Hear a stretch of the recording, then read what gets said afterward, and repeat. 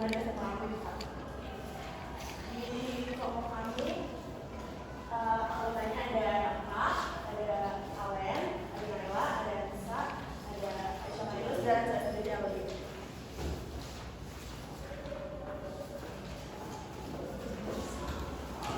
Oke, jadi yang pertama itu pengertian rempah-rempah. Dan apa itu rempah, bumbu dan rempah? Bumbu adalah tumbuhan aromatik yang ditambahkan pada makanan untuk menambah rasa dan meningkatkan nafsu makan. Kemudian rempah atau spices merupakan tumbuhan yang dikeringkan kemudian dijadikan bumbu pada masakan.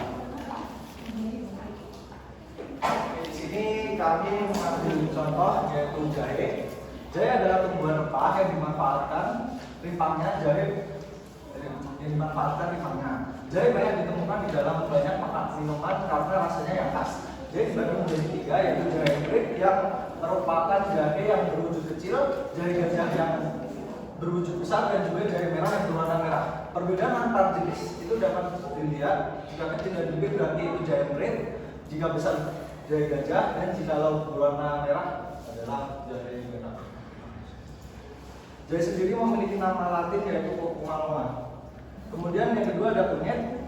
Kunyit merupakan rempah yang sering kita sebut sebagai kunir. Kunyit berasal dari Asia. Tumbuhan yang dimanfaatkan rimpangnya itu setidaknya memiliki 3 jenis, yaitu kunyit berwarna oranye, kunyit umum, kunyit hitam, dan kunyit putih. Biasanya digunakan untuk pewarna alami dan makanan. Untuk kunyit oranye itu mempunyai nama latin yaitu Curcuma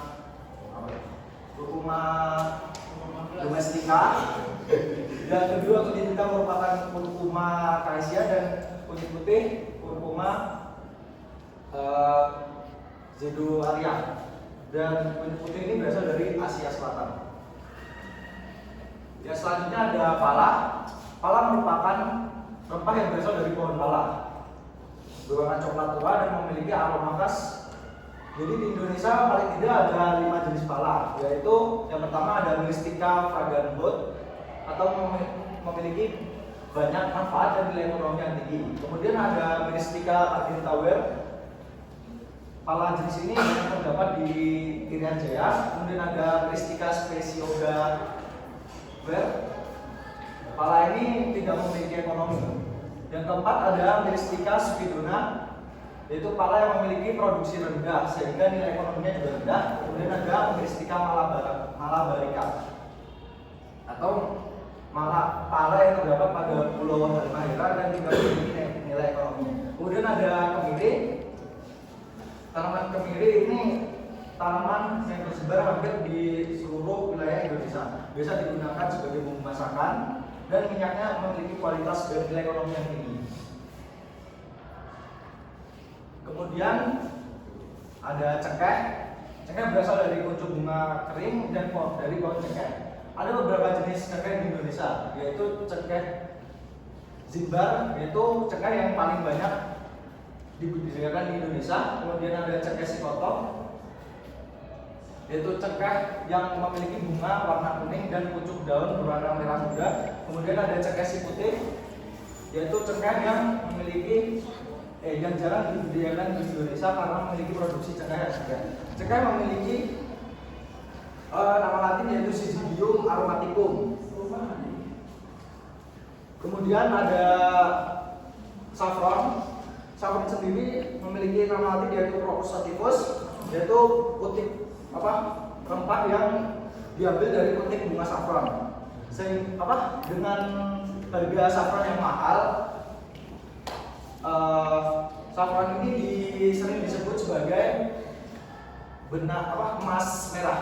Kemudian ada mohon maaf sebelumnya, ini kita mengambil 5 contoh, yang lain saya jelaskan lebih dengan lisan. Kemudian ada kapulaga. Kapulaga ini yaitu memiliki nama latin yaitu Eletaria cardamomum, yaitu dengan ciri-ciri biji berwarna hitam dan kecil. Kemudian ada Quercus dengan nama latin Lipacubiba tiba-tiba rempah ini masih memiliki berkeluarga dengan lada. Kekukus berwarna hitam kecil. Kemudian ada kayu secang, kulit kayu secang dengan nama latin Dianceae sapang. Nah, untuk kayu secang ini digunakan untuk pewarna alami warna merah. Nah, kemudian ada serai dengan nama latin Cibopopon citratus yang biasanya itu digeprek atau digunakan bawahnya yang berbentuk lonjong.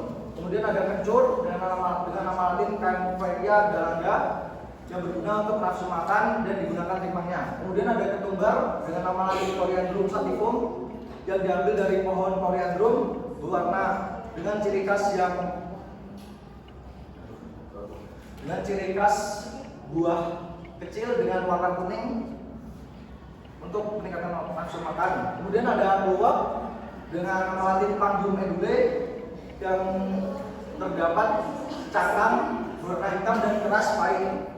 Kemudian ada lengkuas Alpinia galanga yang biasanya berwarna putih pucat. Kemudian ada temulawak yaitu Curcuma zentoriza. Tapi untuk lengkuas ini sering disalah artikan dengan laos. Kemudian ada bunga lawang yaitu Illicium verum dengan ciri khas bunganya memiliki 8 sudut berwarna coklat. Kemudian ada lada Pipermintrum. Terus ada andaliman yang berasal dari provinsi Sumatera Utara. Kemudian ada asam Jawa yang berasal dari Afrika Timur. Ada adas dan ada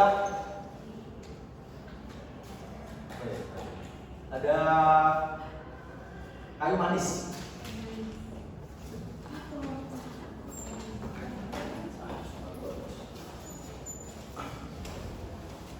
Baik, selanjutnya kandungan gizi dari rempah-rempah. Pertama ada jahe.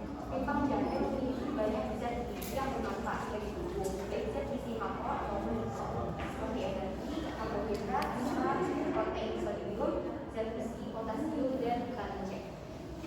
Selain itu, pimpang jahe juga mengandung magnesium,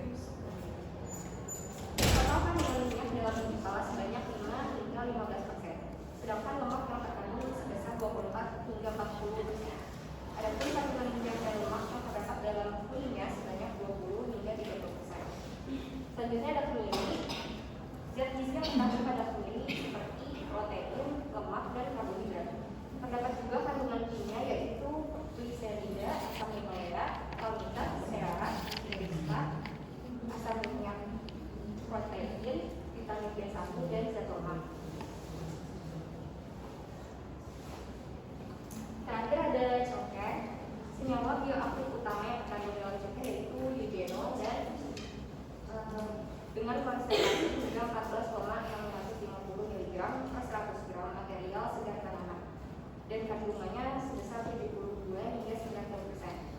Setiap bagian pada cengkeh bersifat aromatik. Kandungan kimia pada cengkeh sebagai sumber sinolopolik yaitu ada flavonoid, hidroksibenzoic acid, hydroxycinamic acid, glycosylphenyltropens, acetylenol, beta-farinopilen, vanillin, catechinic acid, tannins, galotenic acid, methyl salicylate, flavonoid sirgenin, ferrol, primetin, dan glycinitin.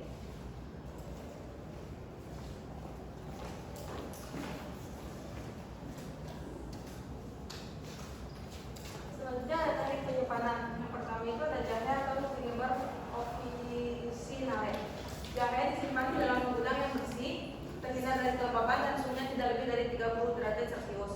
Gudang yang dipakai untuk penyimpanan jahe harus mempunyai ventilasi yang baik, terhindar dari kontaminasi bahan lain yang dapat mempengaruhi mutu jahe, mempunyai penerangan yang cukup tetapi terhindar dari matahari langsung, dan bebas dari hama. Terus untuk mencegah kerusakan jahe selama penyimpanan biasanya dilakukan pendinginan atau dengan diberi bahan pengingat seperti natrium naphthalate asetat untuk mencegah jahe menjadi keriput, natrium bisulfat mencegah pencoklatan, dan larutan natrium benzoat mencegah jamur.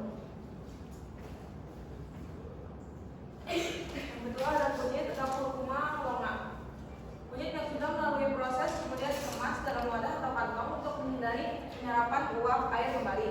Penyimpanan dilakukan di ruangan atau gudang yang bersih dan memiliki sirkulasi udara yang membaik serta tidak lembab. Suhunya tidak melebihi 30 derajat Celcius, bebas dari hama gudang dan jauh dari penyebab kontaminasi.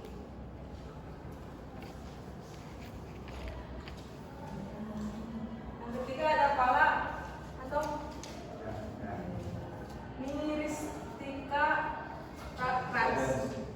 Biji pala disimpan setelah dilakukan proses awal sampai akhir dan dapat disimpan dengan beberapa cara. Para petani biasanya melakukan dengan cara disimpan atau diletakkan di tempat perapian yang kering serta terhindar dari cuaca lingkungan dan tidak terkena air hujan. Untuk penyimpanan pala di gudang sebaiknya disimpan di tempat yang tidak ada tikusnya agar terhindar dari gigitan serangga yang dapat menyebabkan biji pala kehilangan nilai susut bobot. Untuk mencegah hama bubuk biji pala sebaiknya gudang dibersihkan dan disemprot dengan insektisida yang aman. Terus untuk alas yang digunakan untuk saat penyimpanan itu yaitu papan agar kadar air pada biji pala tetap terjaga.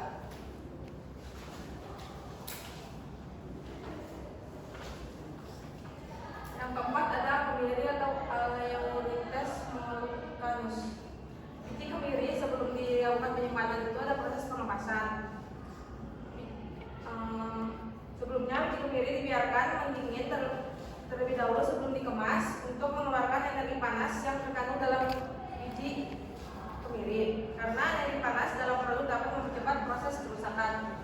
Pengemasan biji kemiri dapat dilakukan dengan menggunakan karung yang baru, bersih, atau dalam lingkungan yang bebas udara dan gas sinar. Penyimpanan kemiri dilakukan di gudang dengan syarat kondisi lingkungan tidak mudah menyerap uap air dan bau yang tidak sedap dari udara. Dan yang terakhir ada cengkeh atau Syzygium aromaticum. Cengkeh disimpan dengan metode kering dan disimpan di gudang dengan mempertimbangkan syarat penyimpanannya. Penyimpanan kering bertujuan untuk menjaga kadar air cengkeh tetap stabil antara 12 sampai 14% sehingga mikroorganisme sulit untuk tumbuh dan menghindari kerusakan pada cengkeh akibat kadar air yang rendah. Cengkeh yang memiliki mutu baik jika disimpan dalam kurun waktu lebih dari 6 bulan beratnya tidak mengalami penyusutan, akan tetapi penyimpanan yang terlalu lama juga dapat mengurangi aroma cengkeh.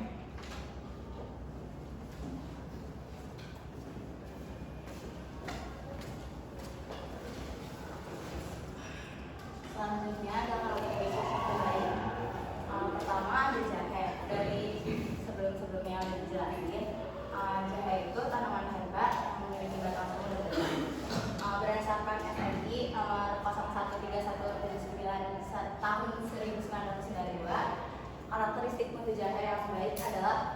tampak halus, mengkilat, tidak keriput, cabang jahe tidak patah, rimpangnya bertunas, bercabang, terbebas dari serangga dan berwarna kuning cerah. Kemudian ada kunyit. Kunyit itu berdasarkan SNI-nya nomor 7953 tahun 2014, kunyit memiliki rimpang induk atau cabang yang utuh, terlihat segar, terbebas dari hama dan penyakit, permukaan kulit tidak lembab dan terbebas dari aroma dan rasa asin. Aroma dan rasa asin sendiri itu maksudnya yang di luar kunyit gitu. Terus ada kemiri. Berdasarkan SNI-nya nomor 1998, kunyit yang memiliki mutu baik itu terbebas dari benda asing, kemiri tidak cacat atau rusak, dan kemiri tidak pecah. Selanjutnya ada pala. Standar biji pala berdasarkan Menristek tahun 2000, biji pala memiliki relatif berat relatif, kemudian bentuknya yang sempurna, kulitnya tidak keriput, tidak terserang oleh hama atau penyakit, tidak rusak secara mekanis atau pecah. Dan terakhir ada cengkeh dari SNI nomor 01 3392 tahun 1994. Cengkeh memiliki mutu baik itu ukurannya rata, berwarna coklat kehitaman, tidak rusak, tidak memiliki bau yang apek, terbebas dari bahan asing.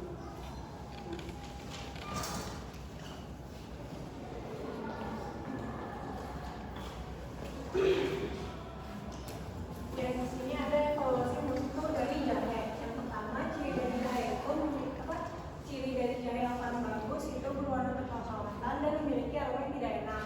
Selain itu, kulit jahe memiliki kualitas buruk, berkeriput dan juga busuk. Nah, kalau evaluasi yang dari jahe itu kondisinya bagus, memiliki kulit yang bersih serta memiliki aroma yang pedas. Terus yang kedua itu dari kunyit. Ciri dari kunyit yang kurang bagus ialah sudah lembek dan ketika dikonsumsi rasanya pahit serta adanya bau apek. Evaluasi mutu yang bagus dari kunyit itu adalah mempunyai tekstur yang keras dan mempunyai aroma yang tepat. Yang ketiga ada pala. Pala yang memiliki mutu buruk, berbentuk tidak utuh atau hancur. Terus aroma yang dimiliki pun terlalu menyengat dan memiliki kulit yang keriput. Baiknya itu dari pala, biji palanya dalam kondisi yang utuh, bukan yang mudah rapuh gitu, dan aromanya tidak terlalu menyengat. Yang keempat ada cengkeh. Ada cengkeh yang memiliki mutu buruk, berbentuk mengecil dari ukuran sebelumnya, dan memiliki kelopak bunga yang sudah layu. Mutu bagus dari cengkeh itu memiliki ukuran yang besar, memiliki warna yang coklat kemerahan, serta pilihlah cengkeh yang kering agar semakin kuat aromanya. Yang kelima ada kemiri. Kemiri pada mutu buruk memiliki warna yang pucat atau putih, dan kemiri yang ketika ditekan menjadi mudah hancur. Selain itu memiliki bau yang putih. Mutu yang bagus dari kemiri adalah memiliki warna yang kuningan dan juga teksturnya tidak gampang pecah.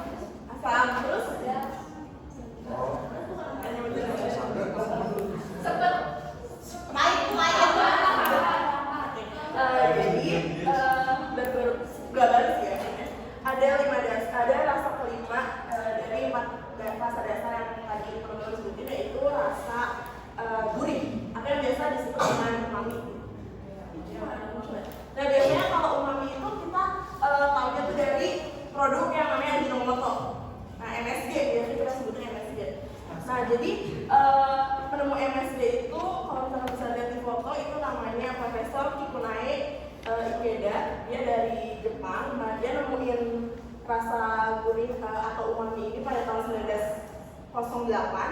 Jadi dia dapatnya itu waktu mengisolasi glutamat dari kaldu rumput laut. Nah, umami ini berasal dari glutamat. Jadi yang bikin rasa gurihnya itu si glutamat ini yang dikombinasikan dengan si MSG ini rasa gurihnya itu didapat dari molekul sodium yang dikombinasikan dengan asam glutamat. Nah, isu umami. Nah, umami ini yang bisa saya sebut tadi berasal dari satu rasa yang berasal dari monosodium glutamat. Nah, rasa yang dihasilkan dari umami adalah rasa gurih. Dan dari hasil survei yang dilakukan oleh Kementerian Kesehatan pada tahun 2007, MSG dikonsumsi oleh sekitar 77,8% populasi di Indonesia. Penggunaan MSG sendiri telah dinyatakan aman oleh Joint FAO atau WHO Expert Committee on Food Additives atau JFK pada tahun 1988. Nah, JFK telah menyatakan MSG sebagai acceptable daily intake atau ADI non specific untuk asam glutamat dan garamnya. Nah, WHO juga telah mengatur regulasi penggunaan MSG pada berbagai produk pangan sebagai Good Manufacturing Practice atau GMP. Badan Pengawas Obat dan Makanan Republik Indonesia atau BPOM RI melalui BPOM nomor 23 tahun 2013 dalam mengatur penambahan MSG sebagai penambah cita rasa dalam produk pangan sebagai GMP. Nah, sebuah studi itu menyatakan bahwa kalau misalkan kita mengonsumsi sebanyak 3 gram, lebih dari 3 gram sampai lebih MSG, itu dapat menyebabkan sakit kepala dan tekanan darah meningkat. Nah, oleh karena itu kita harus bisa mengurangi asupan MSG dalam sehari-hari. Nah, bahan alternatif untuk selain penggunaan MSG itu bisa pakai kecap, kecap asin, terus atau enggak saus tiram dan lain-lain.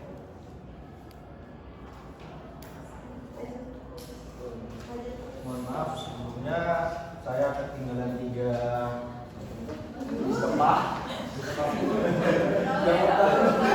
Sebenarnya yang pertama ada famili dengan nama latin Familia planifolia yang sering digunakan untuk bahan baku makanan, yaitu rasa vanila. Kemudian ada daun salam yaitu Syzygium coleanthum yang sering digunakan untuk bumbu makanan. Dan yang terakhir ada jinten yaitu dengan nama latin Pumilum cinnamomum, yaitu dengan ciri-ciri bentuk yang kecil dan lonjong. Terima kasih. Saatnya quiz time.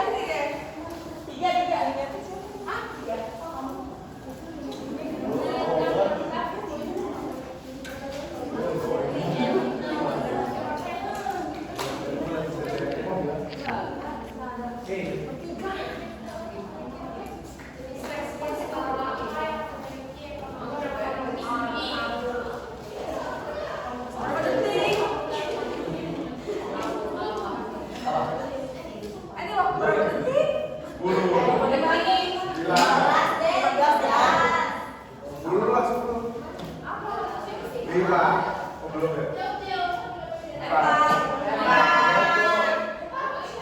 Empat. Yo, 15 detik. 3, 2, Mana sih kamu? Kampusnya di mana tuh? Ini jangan. Ya, jawab. Siapa? Jawab. Apa jawabannya? A. Ini bukan A. Yang benar. Ayo. Satu. Kelompok 2. Saya mau berubah.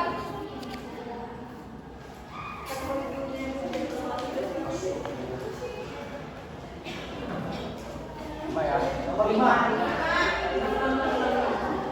Angkatan 6. 5.